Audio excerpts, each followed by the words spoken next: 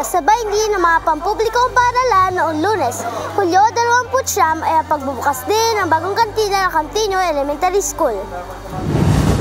Nagkaroon ng relokasyon ang kantina ng CTES dahil sa ongoing na construction ng 4 na palabag na gusaling kasalukuyang itinatayo sa paaralan.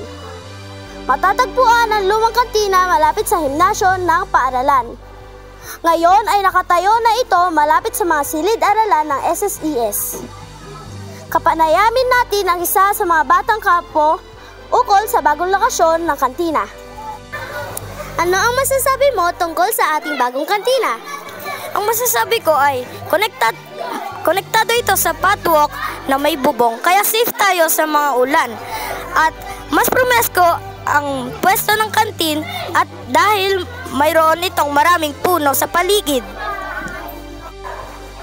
Nagsusuot din ng apron at hairnet ang mga tagaluto at tagapagtinda upang masiguro ligtas ang mga pagkaing inihahain. Ako, si Grace Gallardo ng 5SPJ sa ilalim ng pamamatnubay ni Ginang Florisa Valenzuela at Sir Franklin Catabas. Nag-uulat para sa DepEd Hour.